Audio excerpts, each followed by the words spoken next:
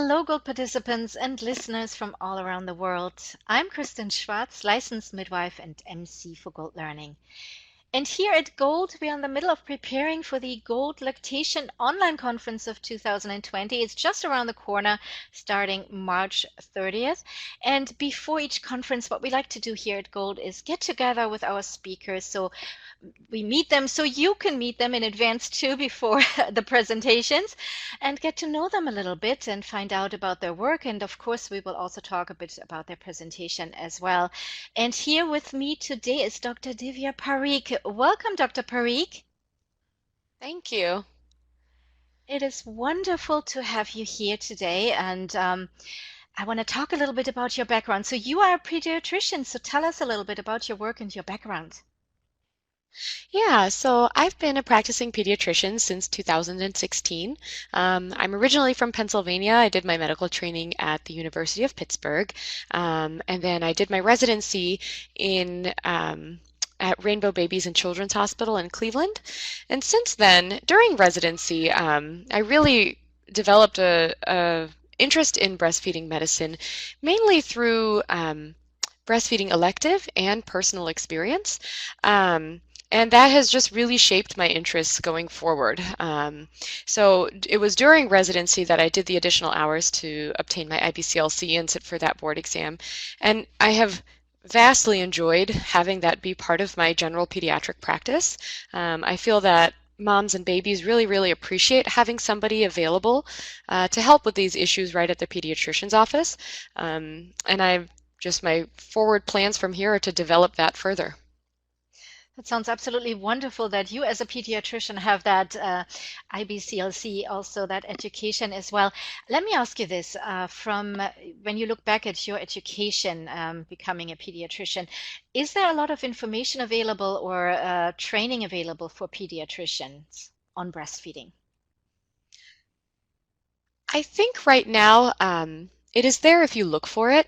I was Mhm. very fortunate that during medical school in Pittsburgh, there was a pediatrician who was also IBCLC, and Mhm. she had developed a breastfeeding elective for medical students and for residents. And I just, I was looking through possibilities for my fourth year electives, and this just looked, hey, let's learn something about this. I don't know anything. And that was the beginning of it all for me. So I think I was very fortunate. I do not think a lot of medical students or residents have this kind of readily available package available to them.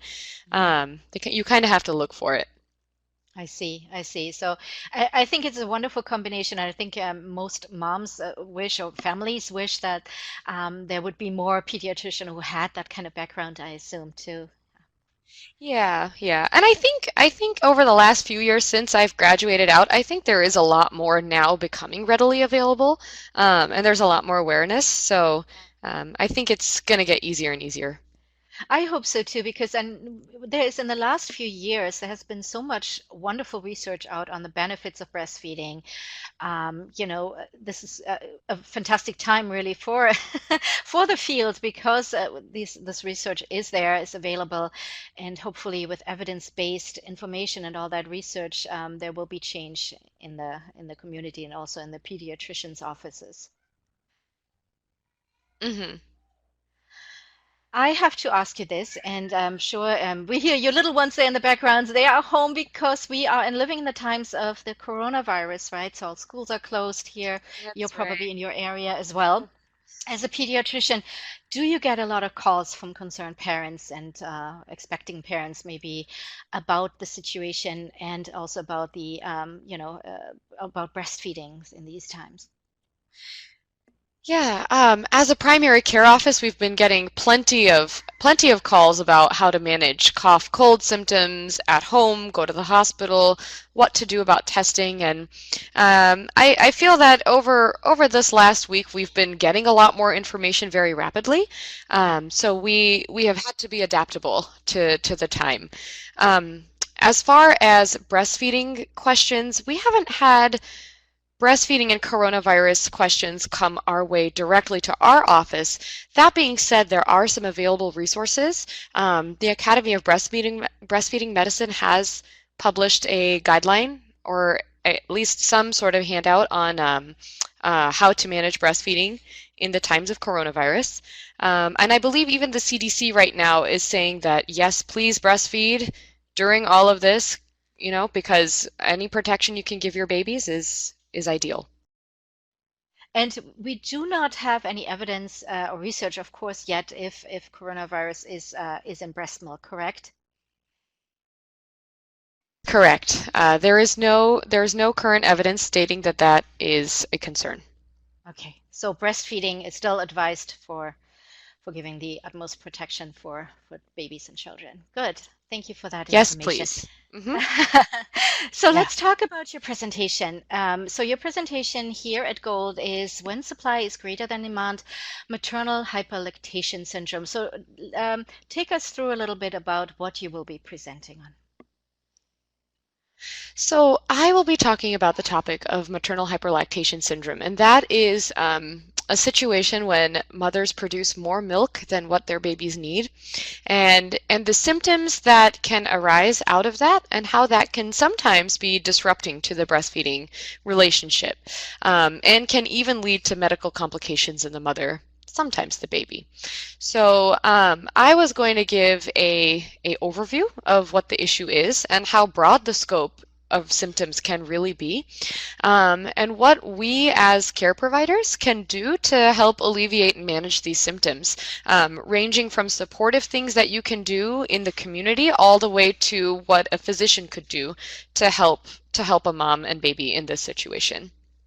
Wonderful. Yes. I'm really curious about that topic. We hear about it, but I must be honest, I have not have detailed education on this. So I'm really looking very much forward on this. I mean, of course, we've heard about it, but what can we do? How is it affecting the parents and so on? How common is hyperlactation syndrome? I I believe it's more common than we think it is. Mhm. I think it hasn't gotten a lot of attention because I feel that most of our efforts are geared towards helping those moms who need to produce more milk, Right, right, whereas the moms who produce too much milk, we tend to say, oh, you have enough, it'll be okay, right. and we don't give it as much attention as it perhaps may deserve. Mhm. Um, and so as far as a percentage number of how many breastfeeding women have that, I don't have a clear percentage, but I do think that it is under recognized. Yeah. Yeah, and that would make a lot of sense because, as you mentioned, yes, most of our efforts go towards, for families who have issues with milk supply, making sure there's enough, or, women or lactating, breastfeeding or chest feeding people asking us is, do we have enough milk, and kind of stimulate that. And then it's very easy to say to these families, oh, it's fine, you have more than enough. That's a great problem to have, right? But that has, of course, consequences and is not always so. So I'm very curious to learn more about that. One question that came up for me is the quality of the milk. If there's an overabundance, an oversupply, a question I not long ago got from somebody in the field there, like a parent was, is the milk more watery? Does it have all the nutrients? Is it watered down, so to speak? So, what do you say to that? Um, Overall, there's no existing research to support that moms have different calorie content in their milk. Okay. As far as we've looked at, fat, carb, protein, water, sugar, everything seems to even out on the whole.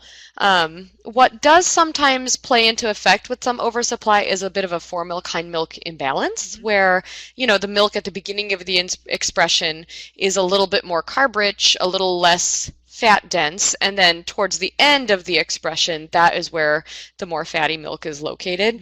Mhm. But this has varying significance across different mothers.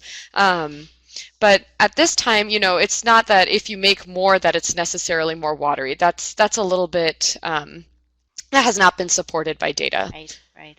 Well, thank you for clarifying this for Hmm. us here. And before I let you Yeah. go, what is there? Give us a little nugget here, nugget of wisdom. What is it you would like our delegates to take away from it? And yeah, what do you give our delegates on the way here before we let you go? Oh, for hyperlactation? Yes, correct. Yeah, I think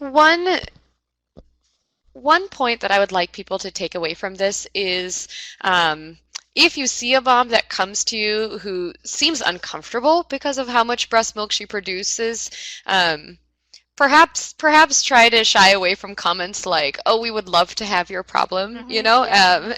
and be a little bit more sympathetic, or just say, "Oh, I wish I had your problem, share the wealth," shy away from those Yeah. things and recognize that she might be having a little bit of pain and be sympathetic towards that. Absolutely. Well, thank you for that. Thank you so much, Dr. Divya Parikh, for sitting down here with me and chatting, and we're looking very much forward to your presentation. Thank you. I'm looking forward to it too.